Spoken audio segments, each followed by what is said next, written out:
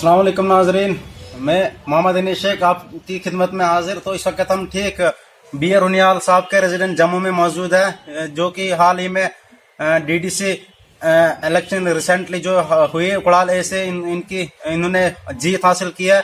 उनके रेजिडेंट पे अब हम यहाँ पे मौजूद हैं। इनसे हम कुछ क्वेश्चन करना चाहेंगे। रुनियाल साहब, आपका स्वागत है हमारे चैनल में।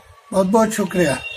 रुनियाल साहब, जो परसों जो डीडीसी इलेक्शन जो परसों डेट दी गई थी, तो वहाँ पे कुछ डेलीगेशन बहुत सारी हुई, इसके बारे में क्या कहेंगे आप? डेट थी, उस वक्त कुछ लोग हमारे नहीं पहुंच सके, कोई लखनपुर था, कोई कहीं था। मैं भी जाम में फंस गया था, तो हम नहीं पहुंच सके, तो इसलिए वो नहीं हो पाया।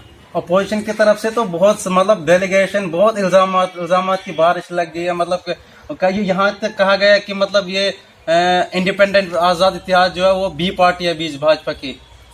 देखिए, ये इनकी फ्रस्ट्रेशन है कि बी पार्टी वगैरह। हम एक आजाद इत्तेहाद एक ऐसा एक ग्रुप उभर कर आया है जिसने कम से कम बानाल की 7 कॉन्स्टिट्यूंसी में हमने सबसे ज्यादा वोट लिए हुए हैं। बानाल कॉन्स्टिट्यूंसी से एनसी का टोटल सफाया हो गया, एक भी सीट नहीं मिली है। जो सीट एक मिली थी, जो एनसी के सिंबल पे लड़े हैं, वो हमारी वजह से हुआ है। बाकी कांग्रेस भी 2 सीटों पर सिमट के रह गई। तो ये इन लोगों का एक अपने साख बचाने के लिए हम पर ये इल्जामात ए टीम बी टीम की लग रही है।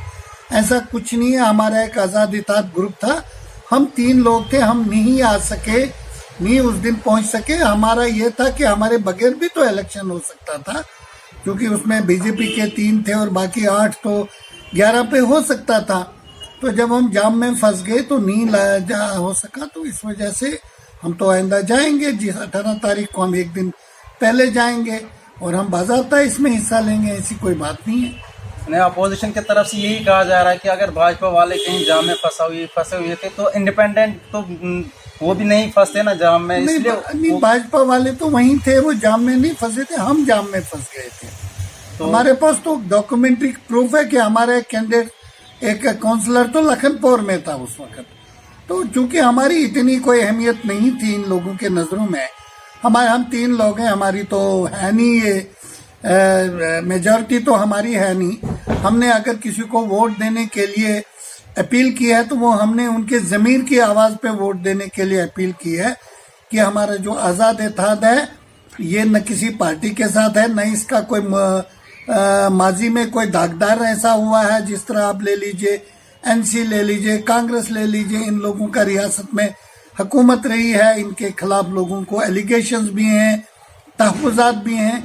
हम एक नई पार्टी, नई फोर्स उभर के आए हैं। हमारा पहला सबसे बड़ी फोकस ये रहेगा कि हम डिस्ट्रिक्ट रामबन में जो है कोशिश करें, डिस्ट्रिक्ट रामबन में इस इलेक्टोरल पॉलिटिक्स में आने की।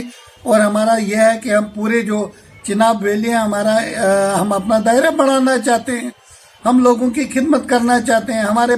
हमारे लिए कोई स्टेट पॉलिटिक्स या नेशनल पॉलिटिक्स के मुद्दे हैं ही नहीं, हमारी तो लोकल मुद्दे हैं, जिन मुद्दों पे हमने इलेक्शन लड़के कोशिश करनी है लोगों की ये बात करने की, लोगों के मुश्किलात को दूर करने की। तो हमारे लिए सब बराबर हैं।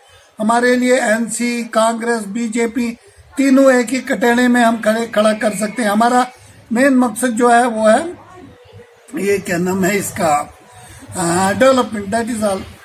तो जिस तरीके से 18 का डेट आया है, आपको क्या लगता है अब कौन बन रहा है चेयरमैन? कोई भी बने, हमारी तो है नहीं ये, कोई भी बने। हमारा इतना ये है कि हम हो सके तो हम भी अपना कैंडिडेट खड़े करेंगे। एक कैंडिडेट होगा हमारा, एक तजवीज़ कुनंदा होगा, एक तायद कुनंदा होगा, हम कर सकते हैं खड़ा, इसमें क्या है। लेकिन हम देखते हैं कि जो लोग सेकुलर बातें करते हैं और ये राग गलाते हैं, वो हमें, देखिए कांग्रेस कोई सेकुलर नहीं है, बीजेपी के वैसे भी सेकुलर नहीं है, ये दोनों सेकुलर नहीं है। तो मैं देखता हूँ कि एनसी वाले, नेशनल कॉन्फ्रेंस अगर अपने आप को सेकुलर मानती है, तो मैं देखता हूं कि उन लोगों को अपनी ज़मीर की आवाज़ पर हमारा कितना साथ देंगे, उनको देना चाहिए। अगर अदरवाइज हमारा एक छोटा सा ग्रुप है जो एक एग्जर्ट कर रहा है, जिसमें बहुत अच्छे लोग हैं, बहुत पढ़े लिखे लोग हैं, हम सामने आए हैं, सब बेदाग लोग हैं, हम लोग सामने आए हैं लोगों की खिदमत करने के लिए। तो इनको हमें बड़ी बड़ी पार्टियों को अपनी मेजॉरिटेरियन टेररिज्म दिखा करके हमें ये है जी वो आरएसएस की टीम है। अब आरएसएस के तो वो होंगे और किसी पार्टी के तो वो लोग हैं, हम तो नहीं है। अपोजिशन की जानिब से ये भी कहा गया कि मतलब आज़ाद इत्तेहाद के कहीं आए हमारे पास, ये उन्होंने कहा पैसे देंगे ये देंगे, उन्होंने वर्क लाया, लेकिन हमने नहीं। आज़ाद इत्तेहाद हम बहुत गरीब लोग हैं, हमारे पास जो है इस किस्म के न रिसोर्सेज है और न हमारी ये पॉलिसी है। हम लोग बिल्कुल साफ सुथरी सियासत करना चाहते हैं। जाती तौर पर बशीर अहमद रुनियाल को पूरे कॉन्स्टिट्यूंसी को लोग जानते हैं, तो इसलिए उनका ये भोंडा मजाक जो कर रहे हैं और लोगों को गुमराह कर रहे हैं, ये उनके मुंह पे खुद एक तमाचा है कि जो हम पे इस किस्म का इल्जाम। पैसे वाली पार्टियां कांग्रेस है, एनसी है, जो हुकूमत में रहे हैं, जिन्होंने कंपनियों और बाकी जगहों से इतनी लूट की हुई है, जो लोग हफ्ताखोर लोग हैं वही हूँ, हम तो नहीं है, हमारे पास कोई सब। अगर बात की जाए इलाके पोगल परिस्तान की, जिस तरीके से वो तरक्की में अभी पिछड़ा हुआ है, तो वहाँ के लोगों का कहना है कि जहाँ आजकल वहाँ पे आधार कार्ड बन रहे हैं, तो लोग कहते हैं कि एक ही ऑपरेटर है पूरे पोगल परिस्तान में, ये कम है। लोगों का कहना है कि यहाँ पे भी ऑपरेटर है, लड़के पढ़े लिखे हैं, वो हो सकते थे। अगर लोग जाते हैं मालीगाम से पोगल तो वहाँ बिजली उनका साथ नहीं देती है, एक ही दिन में काम नहीं होता है। वो एक्चुअली किसी प्राइवेट कंपनी करा रही है। मैंने जिस साहब से बात की है, मालीगाम के तीनों पंचायतों के लिए उन्होंने ऑलरेडी प्रोग्राम दे दिया हुआ है, तो उसमें वो लोग कर लेंगे।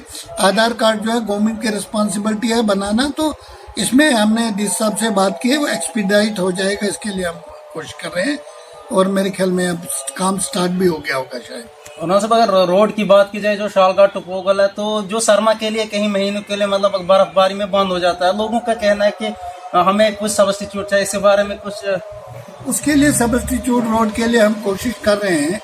तो नबार्ड में मेरी कोशिश रहेगी, क्योंकि उसमें एक जो मेन चीज है कि नबार्ड में मुआवजा नहीं होता, तो हमारा एक सरकारी पूरा रकबा सरकार आता है। अगर हम शालघाट से उसको वटलेदार वया चिपकनी करें तो उसमें सरकारी जमीन ही आती है, कोई और जमीन नहीं आती। तो मैंने बात की हुई, मैं एससी साहब से भी पिछले दिनों डिस्कस कर रहा था, उसका हम प्रोजेक्ट बना के गवर्नमेंट से कोशिश करेंगे कि साल 1.5 साल के अंदर अंदर या 2 साल के अंदर अंदर ये एक अल्टरनेट लिंक, ताकि ये जो तुमुर और उस एरिया में जहाँ बर्फबारी के बाद और वैसे भी बहुत ज्यादा उसमें वो कोहरा लगता है और गाड़ी नहीं क्रॉस हो सकती, तो एक अल्टरनेट रोड देने की हमारी कोशिश रहेगी। ठीक है रुनियाल साहब, बहुत बहुत शुक्रिया।